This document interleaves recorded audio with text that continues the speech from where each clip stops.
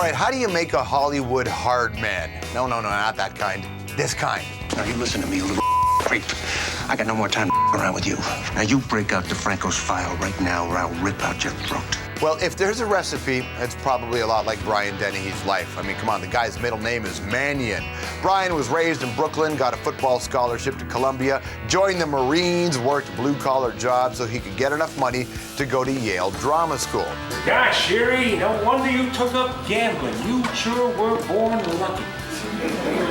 You see, the stage was Brian's first love, but like a lot of stage actors at the time, when you get into movies, perhaps you remember this.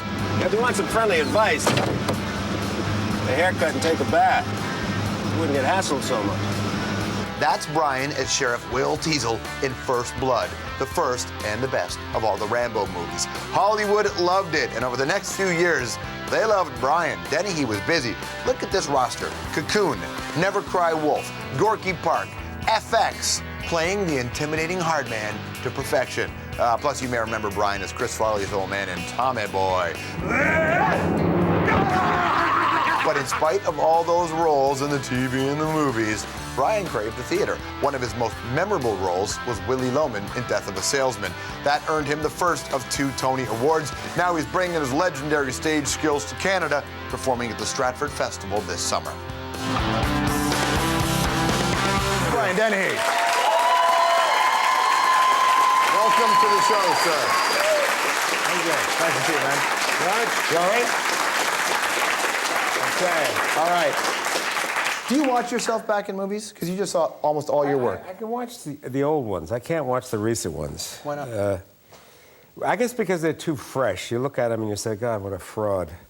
But the old ones I kind of can say, because it's so divorced from who you are, you can say, that's pretty good. Gene Hackman once said the true thing about acting, film acting, which is that it's hard to buy the whole thing, but you can buy certain scenes and say, that's pretty good. That stinks. Mm-hmm. I hate that, but that's good. There's fragments that you believe and that you buy.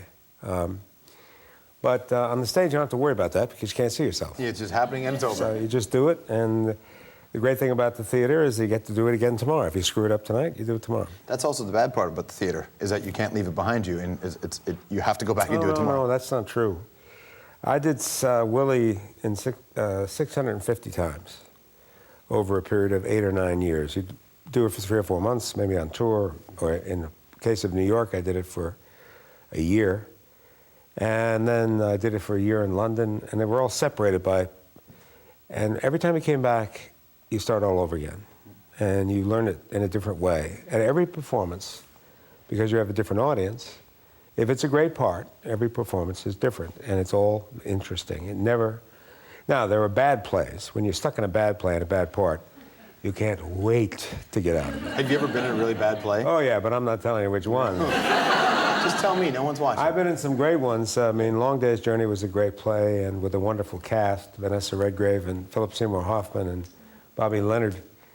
And of course, Willie in Salesman, and some other good ones. But I've been in some bad ones too, and that one's like breaking rocks, I can imagine. You've been. Now, would you ever stumble across your movies? Oh, sure. Every time I put on TV now, they're running Silverado, which is one of the, I think, one of the most, it's an underappreciated film because of everybody that's in it as well. Do you ever stumble across one of your movies and go, oh my God, and do you sit and watch it? Well, what happens is, it's funny, sometimes you just can't wait to click it as fast as possible. But then sometimes you'll catch yourself and you'll say, gee, who's that guy? Who's that young guy? And that's kind of interesting. I don't know. It's a weird thing to be an actor. Are you good with aging? Do you like aging in the business? Yeah, I have a hell of a lot of choice. Well, listen, you don't have a lot of choice, I'm not Brian. going to turn myself into one of those monsters with the erased face, And, hey, how are you?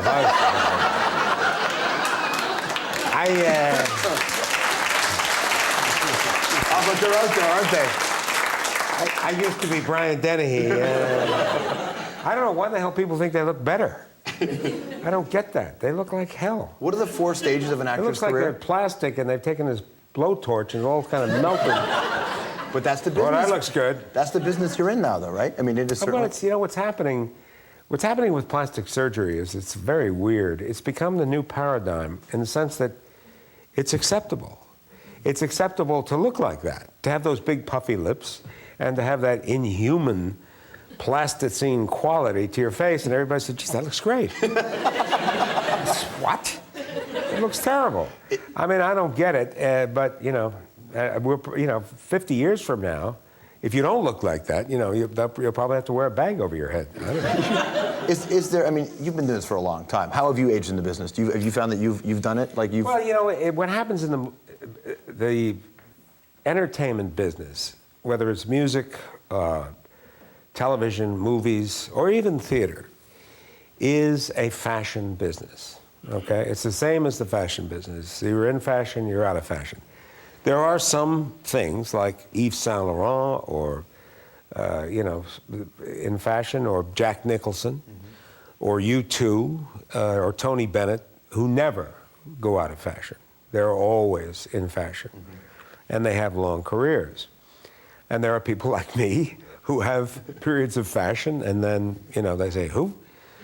I thought he was dead. He's dead, isn't he? What are the 4 stages of an actor's career? 4 stages of an actor's career are, who is Brian Dennehy? Get me Brian Dennehy. Get me a young Brian Dennehy. And who is Brian Dennehy?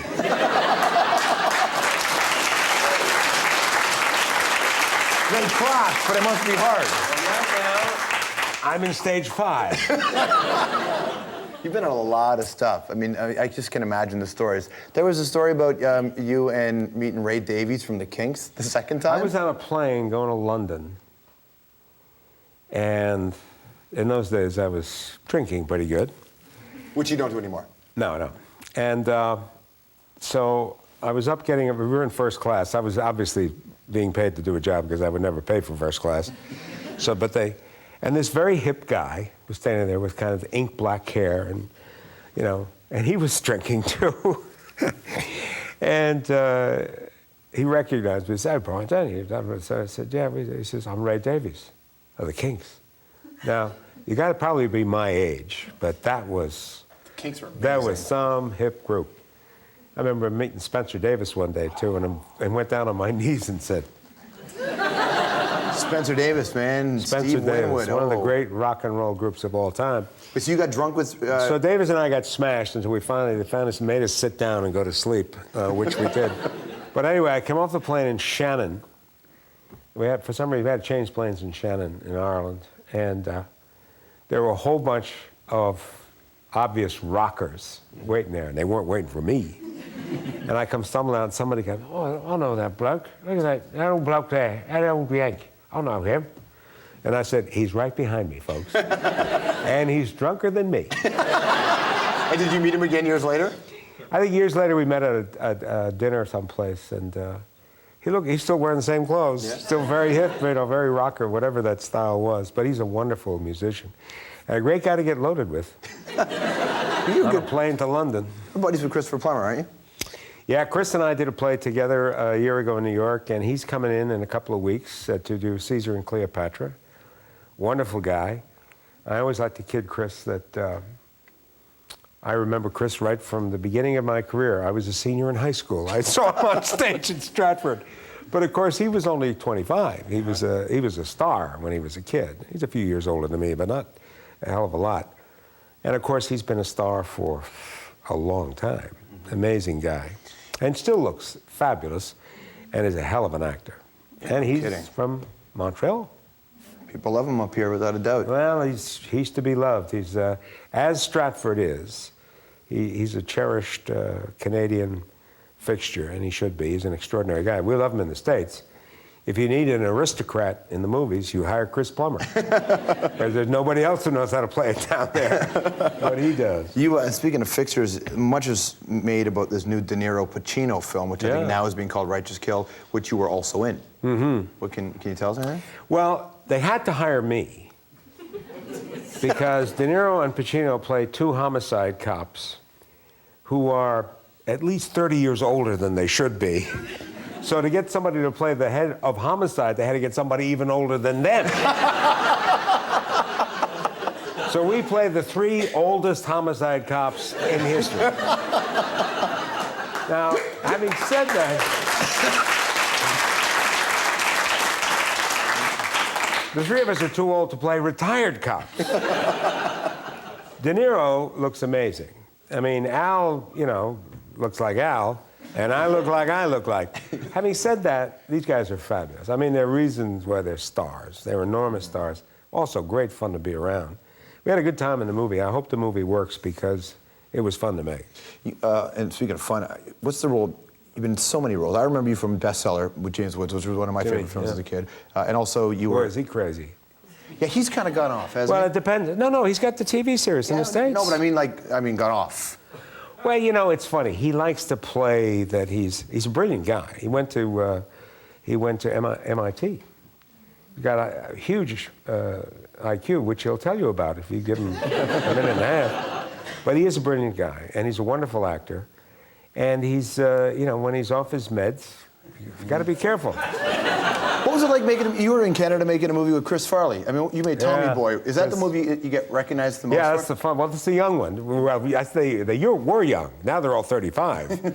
The young ones have no idea who I am. But the people 35, 37 who were, you know, contemporaries of Chris, 40, they remember Tommy Boy. It was a lot of fun. We had a good time. We met it in Toronto, in fact, and Chris used to like to spend his evenings. What's it called? The Brass Rail? Is Brass that Rail, it? yes. Very famous strip joint in this country. He was very generous to those girls. And since they were all putting themselves through college, it was very nice that he was. You know, you've spent, Chris, obviously, it's a hard business, and we lost Chris. You partied a lot, didn't you? I mean, there were decades you don't remember? Like that. I never got too far past the booze stage, but I played pretty hard there. You know, it was interesting. These kids, Lindsay Lohan and these actors, they have a real tough rap now because the paparazzi are all, wherever they go, they follow them around. They jump in front of their cars. Well, I can remember 30, 40 years ago, a group of people whose names I will not mention, but including myself, the only difference between us and those kids is we had no paparazzi. But I mean, you know, taking a leak outside of a restaurant in Beverly Hills, no problem. But I mean, you know, it wasn't. Well, some guys were in the hard drugs, but I wasn't one of those. I couldn't afford it. For one thing, I barely afford the booze.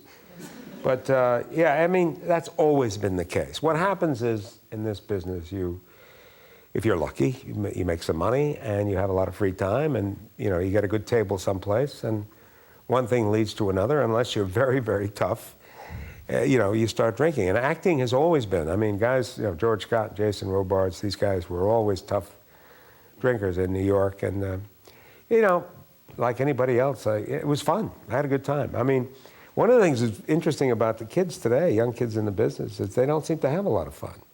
Yeah. You know, it's too hard. The business is too tough. You guys really enjoyed it, didn't you? We had a lot of fun. We had a lot of fun, and I survived it. And I didn't hurt anybody else, at least not physically. Good to see you. Okay. Brian Dennehy, everybody. Make sure you check him out. If you come to Ontario this summer, Brian's on stage from mid-June to the end of August at Stratford Festival. All's well that ends well. Huey and Beckett's Crab Glass Cake. You got to check it out. Brian Dennehy. We'll be right back.